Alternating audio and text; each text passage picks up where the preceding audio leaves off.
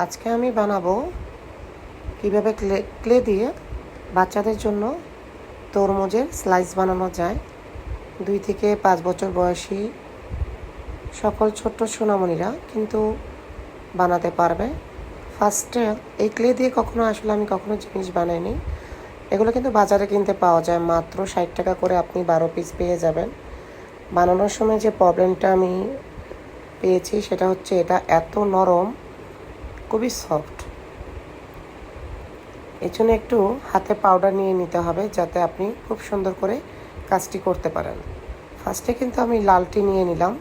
লালটি নিয়ে একটি বল তৈরি করে রাউন্ড শেপ দিয়ে তারপরে আমি এটি একটি তরমুজের স্লাইসের মতো কেটে নিলাম। এরপরে সাদা ক্লে দিয়ে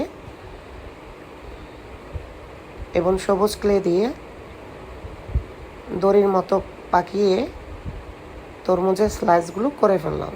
এরপরে ব্ল্যাক কালার, আপনি অ্যাক্রিলিক কালার অথবা যে কোনো কালার দিয়ে আপনি তরমুজের বিচি যে আমরা যে একটা কালার আছে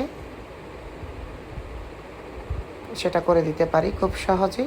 এটা কিন্তু খুবই সহজ, বানাতেও খুবই সহজ, খুব সুন্দর করে অতি দ্রুতই কিন্তু এটা বানানো যায় এবং বাচ্চারা কিন্তু 2 থেকে 5 বছর বয়সী বাচ্চারাও কিন্তু এটা করতে পারবে।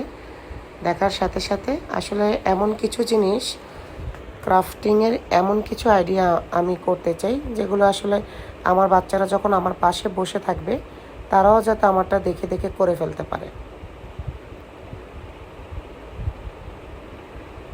আপনারা কমেন্টস করে জানাবেন কেমন হলো। তাহলে সবাই ভালো থাকেন। আজকে এই পর্যন্ত। আল্লাহ হাফেজ।